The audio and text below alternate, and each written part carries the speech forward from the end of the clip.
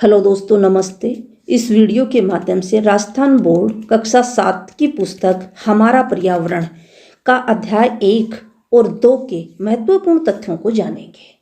तो पहला अध्याय है पर्यावरण, तो इसे शुरू करते हैं। प्रत्येक वर्ष 5 जून को विश्व पर्यावरण दिवस मनाया जाता है। पर्यावरण यानी एनवायरनमेंट शब्द की उत्पत्ति फ्रेंच शब्द एनवायरोनेर से हुई है और उसका अर्थ होता है पड़ोस। जीवित प्राणी के चारों ओर पाए जाने वाले लोग, स्थान, वस्तुएं एवं प्रकृति को पर्यावरण कहते हैं। पर्यावरण प्राकृतिक एवं मानव निर्मित परिघटनाओं का मिश्रण है। तो दोस्तों, पर्यावरण 2 प्रकार का हो गया, प्राकृतिक पर्यावरण और मानव निर्मित पर्यावरण। सबसे पहले प्राकृतिक पर्यावरण को देखते हैं। पृथ्वी पर पाई जाने वाली जीवीय एवं अजीवीय दोनों परिस्थितियां सम्मिलित होती हैं प्राकृतिक पर्यावरण में। जीवीय परिस्थितियों में पादप जगत और जंतु जगत सम्मिलित हैं, जबकि अजीवीय जो परिस्थितियां हैं उसमें स्थल, पर्वत, नदी, पठार आदि को सम्मिलित किया जाता है।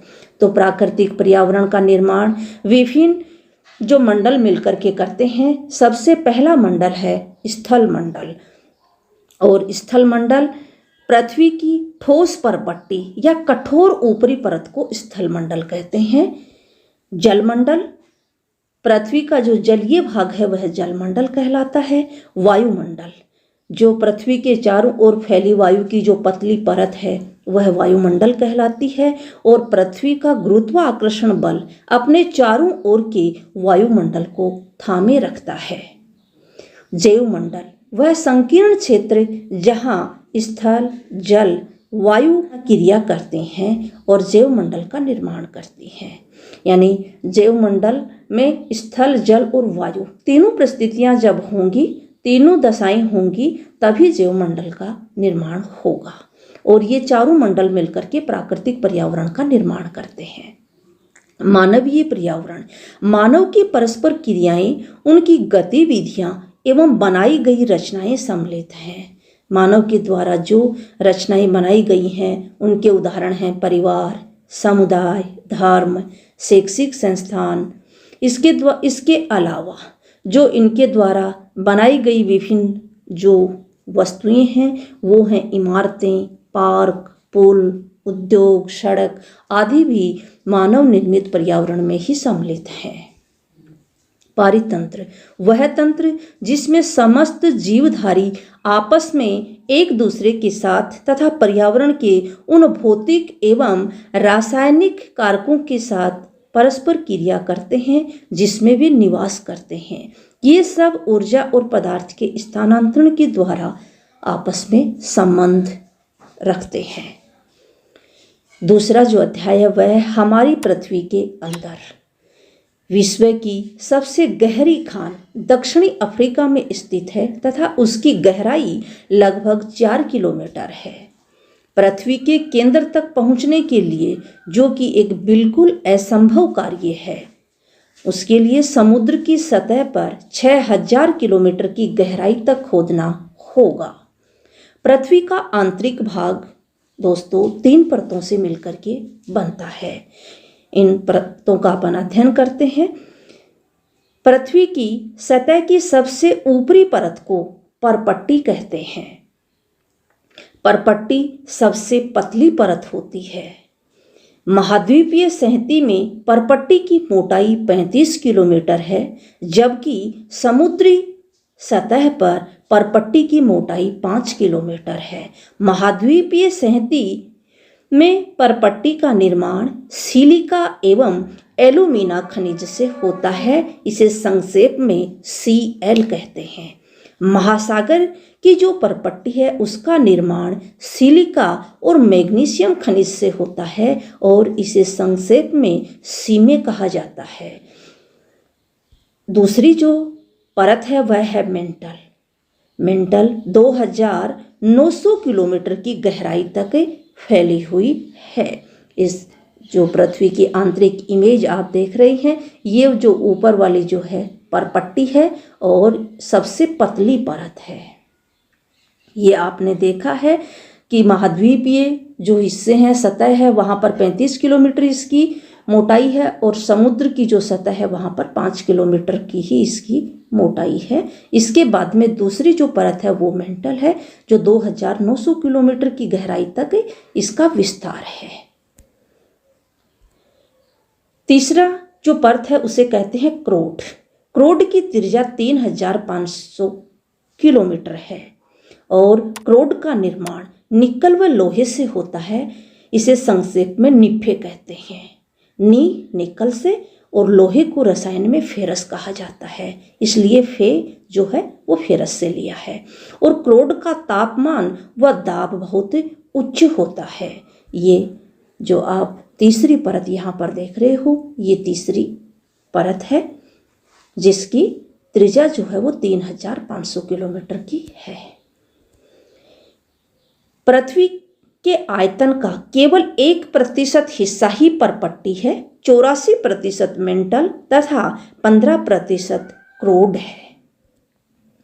पृथ्वी की त्रिज्या 6371 किलोमीटर है। सेल पृथ्वी की परपट्टी बनाने वाली खनिज पदार्थों के किसी भी प्राकृतिक पिंड को सेल कहते हैं। तो सेल जो है वो प्रकृति की जो पहली परत है, पृथ्वी की जो प्रथम परत है परपट्टी, उसका निर्माण करते हैं और ये इनमें खनिज पाए जाते हैं।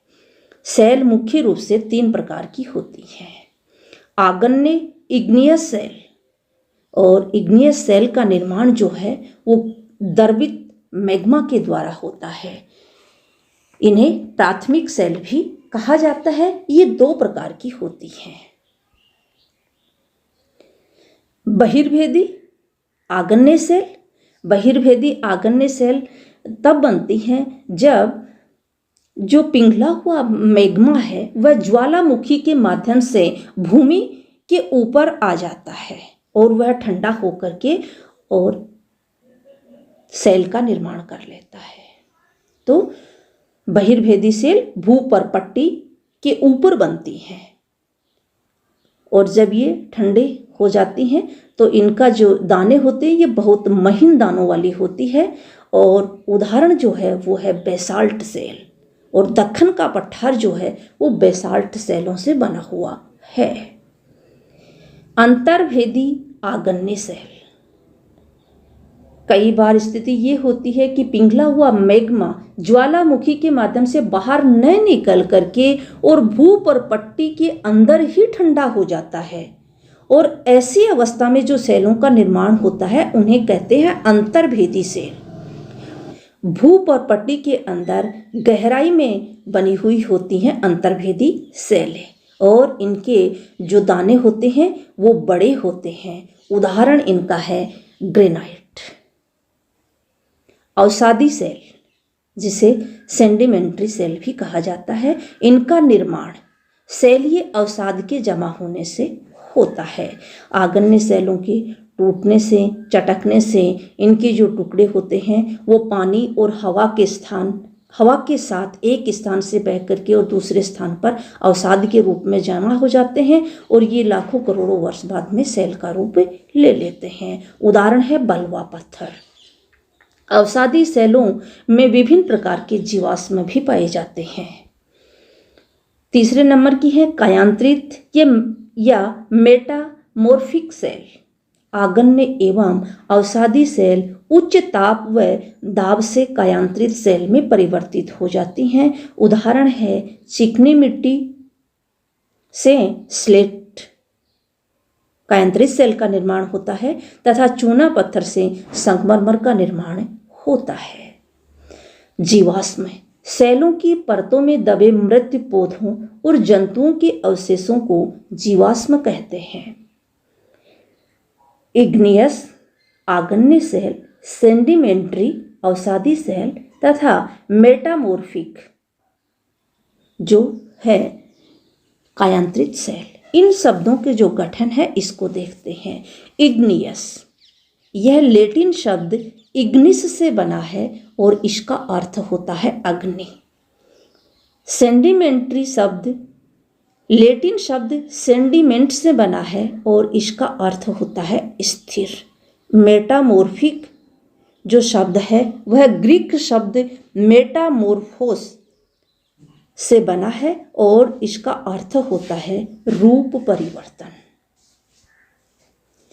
लाल किला, इसका निर्माण लाल बलुआ पत्थर से हुआ है, जो रेत से लाल बलुआ पत्थर का निर्माण होता है और ये अवसादी शैल है।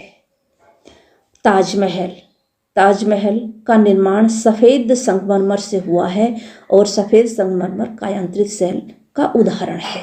चूने पत्थर से संगमरमर का निर्माण होता है। मार्बल, संगमरमर की दृष्टि से राजस्थान एक संपन्न प्रांत है, इसलिए इसके बारे में थोड़ा सा देखते हैं। जो ताजमहल आप ऊपर इमेज में देख रहे हैं, यह ताजमहल मकराना के प्रसिद्ध संगमरमर से ही बना हुआ है। सर्वाधिक संगमरमर का राजस्थान में सर्वाधिक उत्पादन राजसमंद जिले में होता है तथा विश्व भर में श्रेष्ठ संगमरमर मकराना का है, जो नागौर में स्थित है।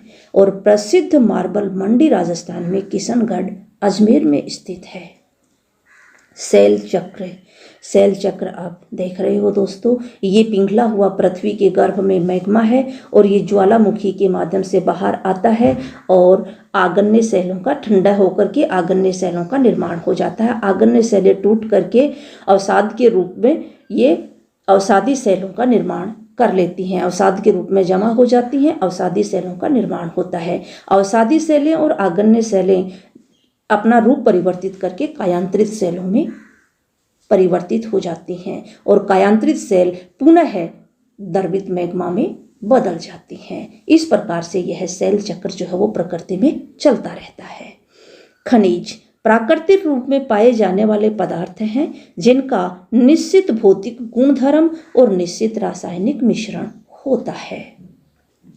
खनिजों का उपयोग जो है वो विभिन्न क्षेत्रों में होता है। ईंधन के रूप में, उद्योगों में, उर्वरक निर्माण के जो उद्योग हैं उनमें भी खनिजों का उपयोग किया जाता है। तो धन्यवाद दोस्तों, आज की इस वीडियो में इतना ही। अगर वीडियो अच्छा लगा हो तो चैनल को सब्सक्राइब जरूर कर लेना और बेल आइकन को भी प्रेस कर लेना।